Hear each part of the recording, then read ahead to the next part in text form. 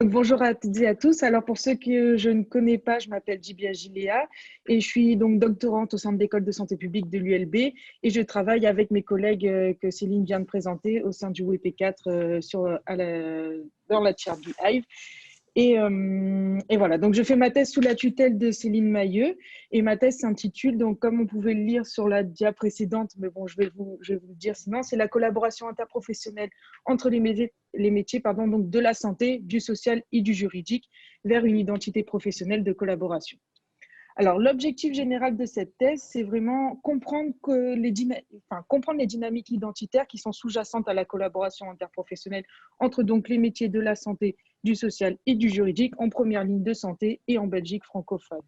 Alors, la réalisation de cet objectif, il va passer par trois étapes, donc à la fois documentation, description et l'analyse d'innovation de collaboration interprofessionnelle. Ma question de recherche, comme vous pouvez la lire, c'est dans quelle mesure la collaboration interprofessionnelle impacte les identités professionnelles et donc pourrait amener à la création de cette fameuse identité professionnelle de collaboration. Donc cette question, elle va être abordée à travers la mobilisation de trois concepts clés qui seront centraux à ma recherche, donc la collaboration interprofessionnelle, les inégalités sociales de santé et l'ancrage territorial. Pardon. Alors, merci. Alors, sous la notion de collaboration interprofessionnelle, j'entends étudier par là la nature des interactions. Donc, quels sont les objectifs de ces interactions? Quelle est l'organisation qui est sous-jacente, la formalisation, même l'encadrement dont elles bénéficient, mais aussi les freins et leviers qu'elles peuvent rencontrer, ou encore les influences réciproques entre collaboration et identité professionnelle.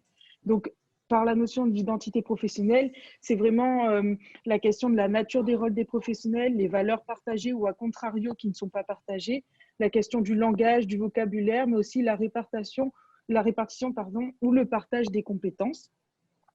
Ensuite, le deuxième concept clé, donc inégalité sociale de santé, c'est vraiment, en fait, ma recherche se cadrera sur les professionnels qui sont au contact des publics vulnérables. Et comme vous pouvez le voir sur la dia, il y a trois types de vulnérabilités qui m'intéressent particulièrement. C'est les vulnérabilités liées au genre, à la situation socio-économique et au parcours de vie.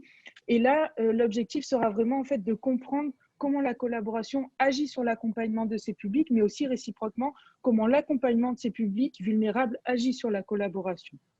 Pour finir, la question de l'ancrage territorial, c'est-à-dire donc de voir comment est-ce que la collaboration s'inscrit dans les ressources du territoire, quels sont les freins, les leviers, les forces et les faiblesses que va rencontrer la collaboration pour sa mise en action.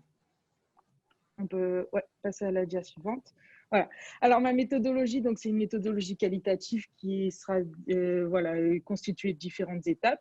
Tout d'abord, la revue de littérature.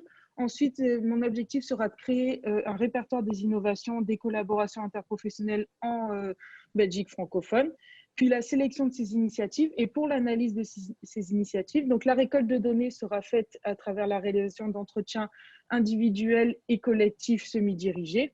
Et mon analyse sera fondée sur la théorie ancrée ou la grounded theory. Pourquoi cette recherche? Tout d'abord parce que l'approche holistique abordée ou parfois même recommandée auprès des publics vulnérables en santé, elle implique cette collaboration interprofessionnelle et interdisciplinaire, notamment à travers la prise en considération des déterminants sociaux de la santé et l'impact du coup sur le gradient social, mais aussi pour comprendre quelle est la place en fait de ces professionnels et de la première ligne auprès des publics vulnérables. Et c'est vraiment ces questionnements-là qui ont induit on va dire la thématique de recherche de ma thèse. Les résultats attendus de cette thèse, ce sera vraiment l'élaboration, en fait, une aide à l'élaboration de stratégies qui favorisent la collaboration interprofessionnelle, mais aussi viser à l'amélioration de l'accompagnement des usagers en action sur le gradient social de santé dont j'ai parlé précédemment. Et aussi, l'objectif sera de définir finalement les conditions d'émergence ou de non-émergence de l'identité professionnelle de collaboration dont j'ai parlé précédemment. Alors, les étapes et des livrables. Donc, mon financement a commencé en avril passé. Donc, pour la première année, j'ai vraiment mis mon activité sur la constitution de ma revue de littérature et la découverte un peu de la revue de littérature en lien avec ce sujet. Et aussi, comme l'a présenté Céline précédemment, avec ce fameux Covid qui est venu un peu bousculer, chambouler toute l'organisation sur la collecte de données pour cette recherche spéciale Covid. Alors, pourquoi est-ce que je parle de cette recherche spéciale Covid dans ma thèse? C'est parce qu'en fait, elle m'a permis elle m'a proposé différentes opportunités. La première, c'était d'avoir finalement un premier contact avec ces professionnels de santé et du social, même si le juridique a été un peu exclu parce que ça, on n'a pas vraiment remarqué ça pour l'instant dans nos entretiens, mais déjà santé et social, c'est une première forme de collaboration, donc ça m'a permis d'appréhender ça, mais aussi de rentrer en contact avec les professionnels qui sont en lien avec les publics vulnérables. Ma deuxième année, donc qui a commencé en avril 2020 et qui se terminera en mars 2021, donc sera consacrée vraiment donc à la création donc de ce fameux répertoire des initiatives dont je vous ai parlé tantôt et à la sélection aussi des initiatives pour l'analyse. La méthodologie de sélection est encore à définir et en discussion. Je vais aussi réaliser les entretiens exploratoires avec différents professionnels issus du tissu associatif, des structures de première ligne, des administrations publiques ou même des praticiens indépendants solo pour vraiment cerner un peu plus les représentations qui sont autour de mon sujet de recherche par ces professionnels. Et puis continuer ma collecte de données et aussi l'analyse. Et l'analyse de ces données sur la recherche Covid-19 me permettra aussi d'appréhender la méthode de la Grounded Theory pour ensuite l'appliquer pour ma thèse. La troisième année de mon financement donc, continuera avec la sélection des initiatives pour l'analyse, la prise de contact avec les initiatives avec lesquelles je travaillerai, la collecte de données et la retranscription, évidemment, et l'analyse des données récoltées. La dernière année sera, elle, aura pour objectif la continuité de l'analyse des données et la rédaction de ma thèse.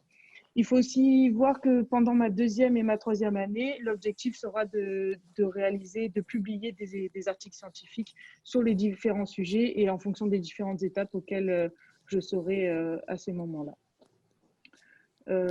Voilà, moi, mon objectif aujourd'hui, c'était vraiment de voir avec vous si vous aviez, vous, des contacts, finalement, des initiatives où vous voudriez me faire part par rapport à mon sujet. Donc, au cas où, si vous avez des idées ou des propositions ou même de collaboration, n'hésitez pas, il y a mon mail qui vient de s'afficher. Et j'espère que, voilà, c'était 3 minutes, donc j'ai parlé super vite. J'espère que vous avez compris. Et si vous avez des questions, n'hésitez surtout pas.